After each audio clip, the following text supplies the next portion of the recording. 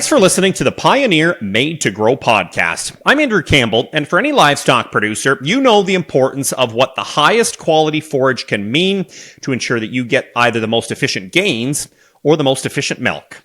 Corn silage is a big part of livestock diets in many parts of the country, and picking the right hybrids with the right traits is an important first step to getting that high quality feed off in the fall.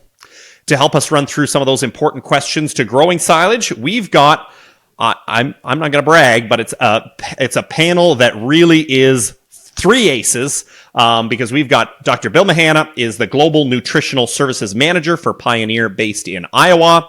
Ashley Knapton is an Associate Pioneer Rep for Leader Agri Services in Eastern Ontario, and having previously worked with Pioneer as a dairy forage specialist. And Greg Frank is a Pioneer Sales Rep with GWG Frank Ag in Brooks, Alberta, known as a hub for Canadian beef production. Bill, Ashley, Greg, the three aces for today. Thanks for joining the podcast.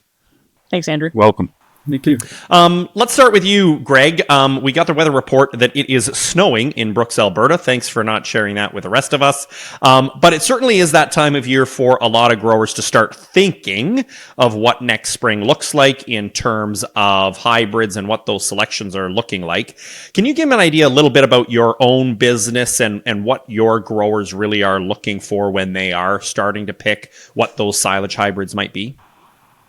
Yeah, sure. We've been doing this for quite a while now and starting to get to know what our customers actually want and relate well to them. So a lot of it is just understanding them first and what their goals on their farm are. So that really plays into how to pick a silage hybrid for them. There's lots of different products that fit well, and we do lots of different on-farm research with each guy and trying to just find the right fit of the products that are going to make them the most money on their farm, which really for us we find translates into finding a good yielding product that produces the tons, because farmland around here is not cheap anymore. And they're also looking to tie that in with the quality side as kind of the second piece that they like to look for, because again, that translates into their silage pile not disappearing overnight too. Ashley, you're in kind of the other side of the country, centered in Eastern Ontario. Is it kind of the same thing that you find, knowing that a lot of your customers kind of are on the dairy side versus the beef? Yeah, I mean, I think certainly yield is always a top conversation for sure, but we talk a lot about the quality side as well. So starch energy is a big component of that. And then I would say fiber digestibility comes up not infrequently as well. And so just making sure folks kind of pick the right avenue for that fiber digestibility, whether that's always through having strong agronomics, but maybe sometimes we even go a higher level of looking at BMR. But really, first and foremost is that yield and that starch content. Those are the big talking points. Bill, you get to kind of cover a wide swath in terms of customers across, North America and beyond. Give me an idea in terms of, what Greg and what Ashley's customers are looking for. How's that line up with what you see and where that importance of whether it's yield, starch, all of those things have been for growers over the last number of years? Yeah, I agree with both of them. Yield is a big component. We know that grain is half of yield. So you really can't give up any kind of starch. We say starch, but basically the same thing. We're talking about grain.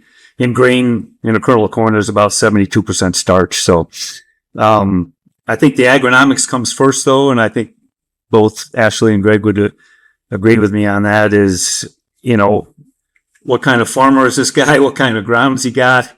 How timely is he getting the crop in the ground? How timely is he harvesting it? All those things factor into the hybrids we might recommend to somebody. That starch is a big contributor to yield. But late season plant health, as Ashley said, if we look at what we call our standard hybrids, that would be all hybrids that we would recommend for silage that were not BMRs. BMR is a step change in terms of fiber digestibility. Carrying in maybe 5 or 6 points higher 30-hour fiber digestibility.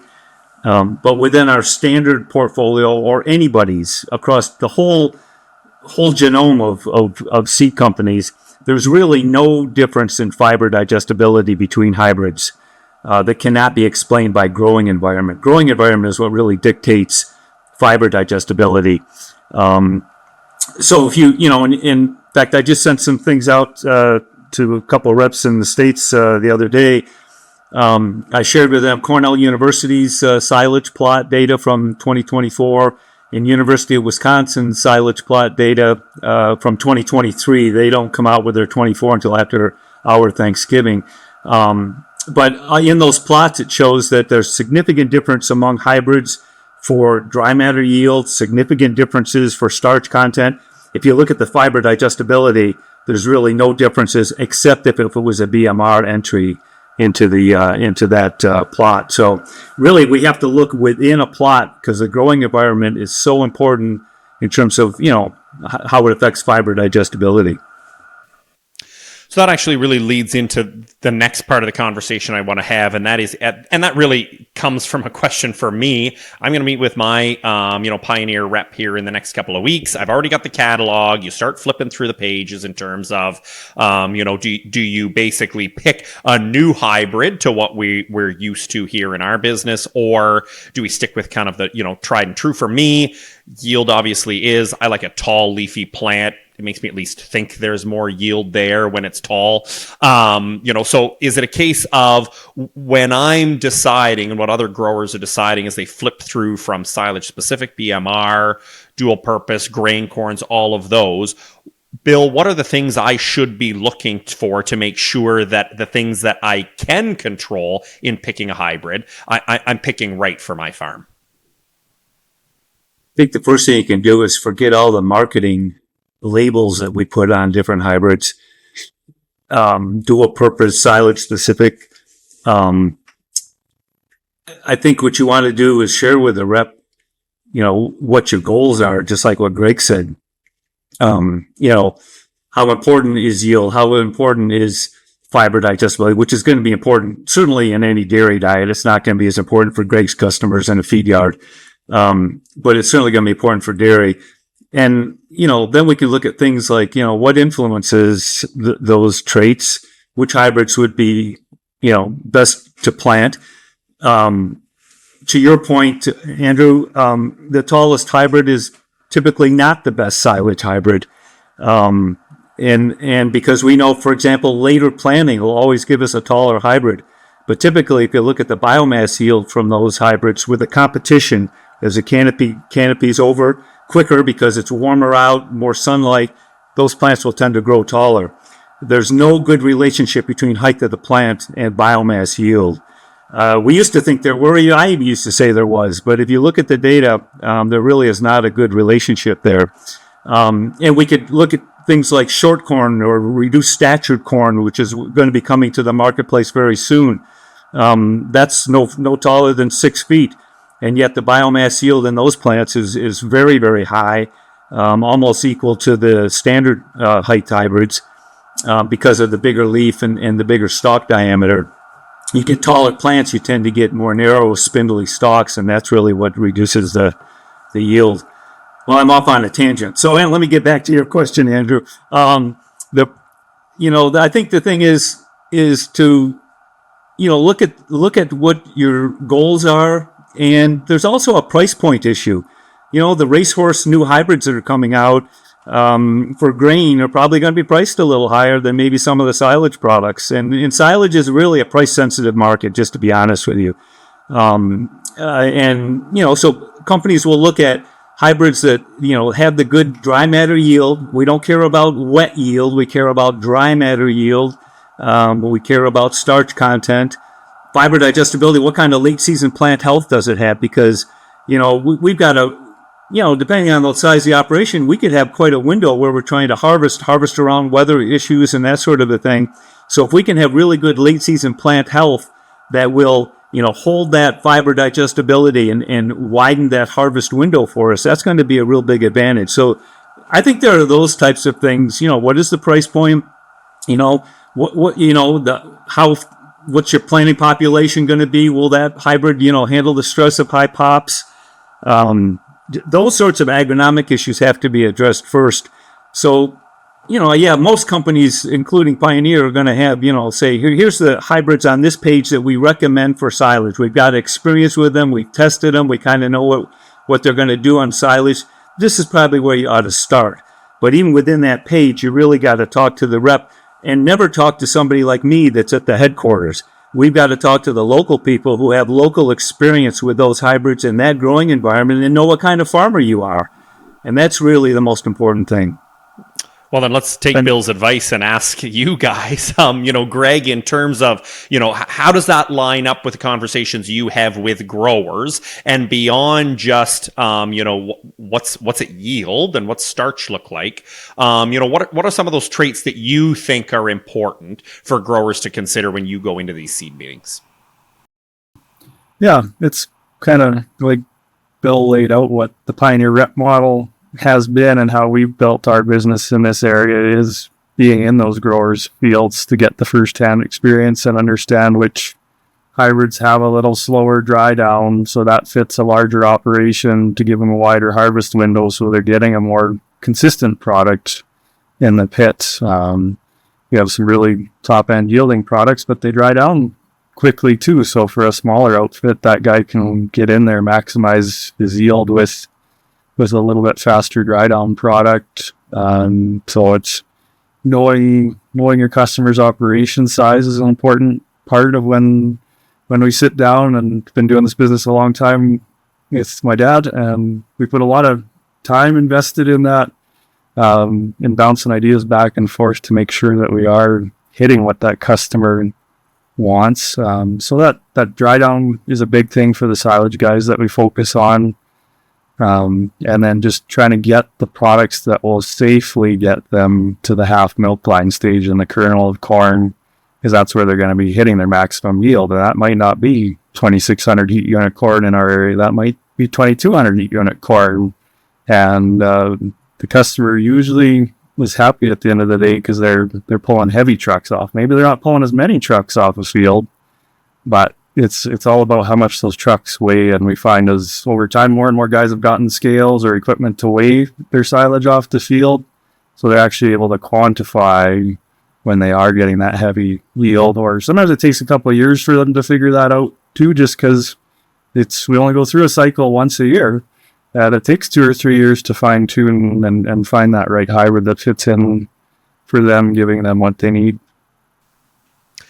Now, actually kind of being on both sides of the table there in terms of, supporting reps and then, being kind of on the rep end yourself. It's one of those situations of, for you, what do you try to, mention and bring up to growers to make sure that they are getting the product that's right for them? Yeah, I think one of the first things I love to do is ask them what they are looking for, because that can certainly, you can learn a lot that way. And sometimes we'll hear something like milk per ton or milk per acre. That's what they'll want. And I think if we look at those metrics, those are actually kind of really just an aggregate. It's actually more of an index. And so if I equate it to when I'm picking a bull on farm, that's like me looking at just LPI or overall confirmation score. We don't really know what's driving those numbers. And so when I ask, if they say to me, I want milk per acre, okay, let's dig down a little bit more what you actually need from that milk per acre. Because that milk per acre could be driven by really high yield, but no quantity. And that's the same as, a really high confirmation bull could have a really strong udder score and no feet and lag numbers. And so we really want to make sure we're not just looking at that overall aggregate. Let's get a layer down. Let's make sure we're really finding what needs to happen. The next thing I like to ask is, what is your nutritionist looking for? Making sure that the person who influences the ration has everything that they need to set that farmer up for success. That's also going to really make sure that we are meeting the mark for what those cows need. And so, if the nutritionist comes back to us and says, wow, I could just really use more starch, that's a really clear indicator that we need to rethink things and make sure that we're meeting those needs. So having that conversation with the producer can learn a lot about what they need, and then making sure that all of the parties who are involved have a chance to have a say. I like what Greg mentioned about dry down. If someone's on a custom harvester list, making sure we know where they are on the list sometimes can influence. Sometimes we do have to pick a shorter season hybrid than we maybe would like because they're at the top of the list and they want to get done. I'm okay to work within those parameters for sure. Yeah, but it is one of those cases. You have to know the parameters going in is obviously a really important part of that. So then, Bill, back to you in terms of some of the other things that I think have come up over the last little while in terms of maybe you can help us kind of describe where the industry is when we do talk about things like Leafys, when we talk about Floury endosperm, when we talk about enogen. These are kind of terms that are spiking up. Can you kind of lay out for me in terms of what we're looking at when we do talk about some of these? Yeah. Again, it goes back to trying to sort through the marketing hype and get down to the facts. And, if, for example, in our lineup at Pioneer, we don't have any Leafys. We've done a lot of research with them. We've back-crossed it into our genetics. And what we find is those extra leaves above the ear really don't contribute to yield. The data is very, very clear that they're no better for fiber digestibility than anything else. But what those extra leaves tend to do is shade the ear leaf. 70% of the photosynthate in the corn plant comes from the ear leaf. So we really don't want to shade it with a few little extra leaves above the ear. Now, that said, there are some leafy hybrids that are excellent hybrids. Okay, but that requires measuring dry matter yield and starch content. There used to be an old hybrid, TMF 94, that was one heck of a hybrid. A lot of people planted it. The issue, though, was that it was really a 103-day hybrid. It wasn't a 94-day hybrid. Sorry, I'm not using CHUs like you guys are used to. We use day length. But the point is that if you measure hybrids that, say, if you put in a plotter on your own farm plot, if they flower about the same time, then we know we probably got about pretty similar maturity hybrids we're comparing. And again, when I'm not saying that you can't have a good hybrid that's a leafy hybrid, but in general, you don't see the industry endorsing it or supporting it very much. It's a very minute little amount. And back to your point, Andrew, the 60 mile an hour plot check as you're driving by the field is not a good way to assess yield. So it may look like it has extra leaves. It may look like it's really tall, but whether it's the weigh wagon for combining or it's the silage truck like what Greg was talking about, that's really the telling thing. And I'll let the other guys, if they want to say anything, what they see about Leafys, and then we can maybe talk about the Floury corn. Yeah, Greg, Ashley, do you want to jump in any? Is it something you hear about? Yeah, I would say, like, in my experience, the Leafy, it almost kind of ties back to, not to pick on you, Andrew, but ties back to what you were looking at in terms of a really tall plant, right? And it's that feel good. It feels like there's going to be a lot of yield there. And so, when someone says to me, oh, I'm thinking about Leafy, I just take that one step further and kind of say, okay, that to me means you really probably want yield. Let's go and look at some hard data and make sure that we're finding yield to fit what you actually need. And so, yeah, it could look really flashy, but I mean, we all know that it's what's on that feed test and what goes into that storage that really matters, right? How much of it, if we can take 10% less acres to fill the same silo, boy, that's a great way to make folks happy. So that's kind of where maybe some of those bigger eared, hybrids come in. And Greg, obviously, you guys seem to have probably the most data from growers themselves who are weighing it off. Do they kind of find the same thing? Yeah, for sure.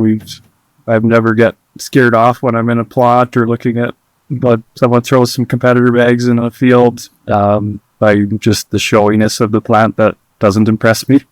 And so it's trying to help guys work through what that's going to give them at the end of the day and what they're going to be happy with, and what each found is finding that right maturity point. Once you find that sweet spot in our area, we have probably 5 or 6 different zones of heat and different hybrids that you can grow in our geography, and we're 150 kilometer radius in our area. So it's just finding that sweet spot for them, which quite often is not the most impressive looking plant. Then come back to you, Bill. Floury. What are we talking when we're talking Floury hybrids? we're talking marketing people that like to spin a story.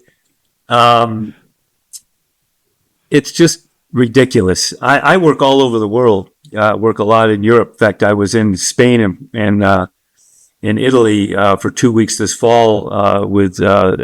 We had field days on some big dairies in Galicia, Spain, and around a lot of dairies in Italy. And in the EU, there's a lot of flinty corn, and so that's really hard textured corn. And even Pioneer has some flinty hybrids over there, but we're slowly converting that market into more of a dent corn. Now, even some of the shorter season hybrids that we sell in Canada, there's not a whole lot of flint in their background, simply because flint is like popcorn or Indian corn. It just doesn't yield. There's no depth to the kernel, and that's why the whole industry moved away from that. You go to Brazil and South America, you'll also find some very hard flinty kind of corn.